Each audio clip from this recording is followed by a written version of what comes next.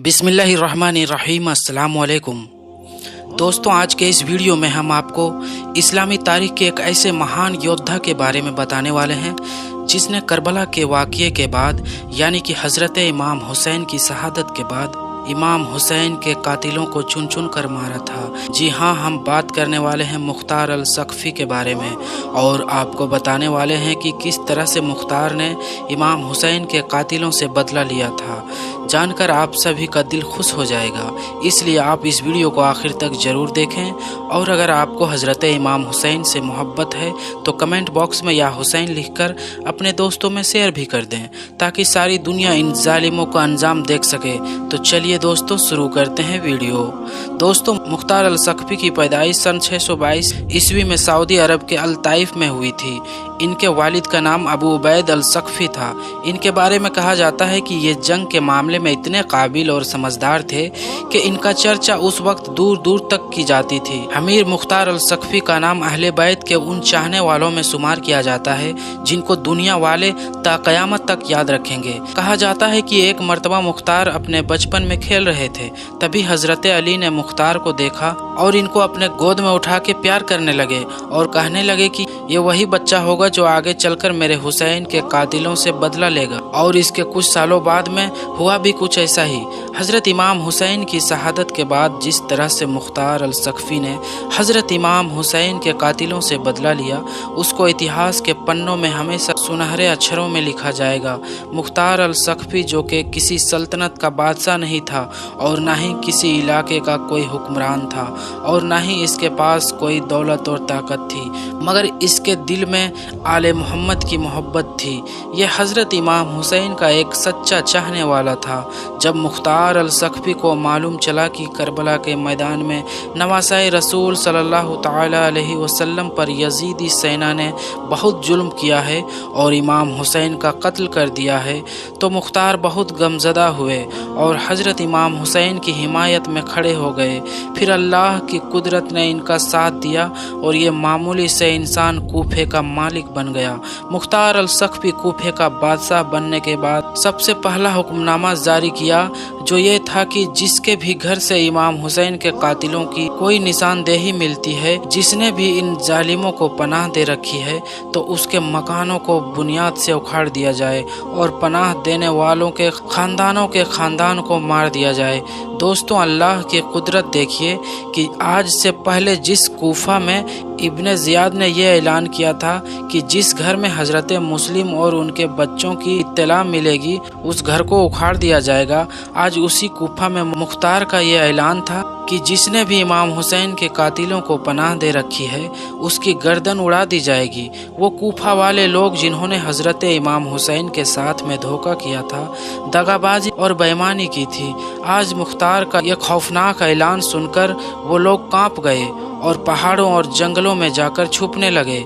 मगर ये लोग शायद इस बात को भूल गए थे कि जब अल्लाह का अजाब किसी पर नाजिल होता है तो बड़े से बड़े बादशाहों के नामो निशान मिट जाते हैं। उसके बाद में मुख्तार अल सकफ़ी के फौज ने इमाम हुसैन के कातिलों को हर जगह पर ढूंढना शुरू कर दिया। फिर किसी को जंगल से पकड़ कर लाया गया तो किसी को तहखाने से पकड़ा गया और बहुत ही जल्द इमाम हुसैन के कातिलों को मुख्तार अल सकफ़ी के सामने पेश किया गया। सबसे पहले उम्र बिन साद की बारी आई। उम्र बिन साद को देखकर मुख्तार की आंखों में खून उतर आया और वो गरज कर कहने लगे, ऐ दुनिया के जलील कुत्ते, बता तुझे ऐसी कौन सी सजा दूं जिससे मेरी और मेरे मुसलमान भाइयों के दिलों की वो आग ठंडी हो जाए कि जिसको तूने इन नापाक हाथों से करबला के मैदान में लगाई थी। उम्र बिन साद ये सुनकर गिड़गिड़ाने लगा और हाथ जोड़कर कहने लगा, मैं बेकसूर हूँ, मैं यजीद और इब्ने ज़ियाद के हुक्म के आगे मजबूर हो गया था, लिहाजा मुझ पर रहम किया जाए। इतना सुनते ही मुख्तार अल सकफ़ी भड़क उठे और कहने लगे, ऐ जालिम, मेरे आका हुसैन कितने बहादुर थे, जिन्होंने अपनी आंखों में तुम्हारे हर जुल्म को देखा था और फिर मेरे आका हुसैन ने रहम की भीख नहीं मांगी। फिर मुख्तार अल सकफ़ी ने हुक्म दिया कि इस जलील इंसान के बेटे को लाया जाए। उसके बाद उम्र साद की आंखों के सामने ही उसके बेटे की गर्दन उड़ा दी गई ताकि जालिम उम्र बिन साद को ये मालूम हो जाए कि अली अकबर की लाश को तड़पते हुए देखकर हज़रत इमाम हुसैन के दिल पर क्या गुजरी होगी। फिर उम्र बिन साद की आंखों के सामने उसके बेटे की लाश तड़पने लगी और ये जालिम रहम की दुहाई करता रहा। इतने में मुख्तार ने इसका भी सर उड़ा दिया। उम्र बिन साद को जुल्म की सजा देने के बाद सिम्र को पेश किया गया। मुख्तार अल सख्फी ने सिम्र से कहा कि क्या तू वही बदबख्त इंसान है जिसने इमाम हुसैन के मुबारक छाती पर चढ़कर खंजर चलाया था? ऐ जालिम, मेरे सामने तेरे वो नापाक हाथ कर जिससे तूने खंजर चलाया था। ये सुनकर सिम्र रोने लगा और गिड़गिड़ा कर कहने लगा, मुझे ऐसा करने के लिए उम्र साद ने मजबूर कर दिया था। इतना सुनते ही मुख्तार गरज कर कहने लगा, ऐ जालिम, तुझे शर्म नहीं आई? फातिमा के लाल मुस्कुरा रहा था और तू उनके गर्दन पर खंजर चला रहा था। सिम्र ने रोते हुए फिर कहा, मैं बहुत प्यासा हूँ, मुझे थोड़ी पानी पिलाया जाए। ये सुनकर मुख्तार अल सख्फी ने कहा, ऐ जलील, ऐ कुत्ते इंसान, क्या तूने खंजर चलाने से पहले मेरे आका हुसैन को पानी पिलाया था जो आज तू मुझसे पानी मांग रहा है? फिर सिम्र ने अपने दोनों हाथ आगे कर दिया। मुख्तार अल सख्फी ने फिर एक जोरदार तलवार मारी। फिर सिम्र के दोनों हाथ कट गए और जमीन पर आ गिरी। उसके बाद मुख्तार ने सिम्र के गले पर खुद खंजर चलाया और फिर उसको जहन्नम रसीद कर दिया। सिम्र को उसके किए की सजा देने के बाद मुख्तार अल सख्फी के सामने हुरमला को पेश किया गया। मुख्तार ने हुरमला से कहा कि तू ही वो जालिम इंसान है जिसने मेरे आका हुसैन की झोली में मासूम अली असगर के हलक में तीर मारा था। ये सुनकर जालिम हुरमला रोने लगा और रो रो कर रहम की भीख मांगने लगा। फिर मुख्तार ने हुरमला को अपने सामने खड़ा कर लिया और अपने फौज को हुक्म दिया कि इस पर तीरों की बारिश की जाए। उसके बाद हुरमला पर तीरों की बरसात शुरू हो गई। आधी तीर उसके हलक के आर पार हो गई और हुरमला की लाश जमीन पर तड़पने लगी। हुरमला की लाश अभी जमीन पर तड़प ही रही थी कि इतने में मुख्तार के सामने खोली को पेश किया गया। खोली को देखकर मुख्तार का खून खौल उठा, आंखें गुस्से से लाल हो उठी और गरज कर कहने लगे, क्या तू वही बदबख्त और जालिम इंसान है जिसने मेरे आका हुसैन के सीने पर बर्छा मारा था और फिर इमाम हुसैन के सर मुबारक को नेज़े पर चढ़ाकर इब्ने ज़ियाद के दरबार पर कूफा लाया था?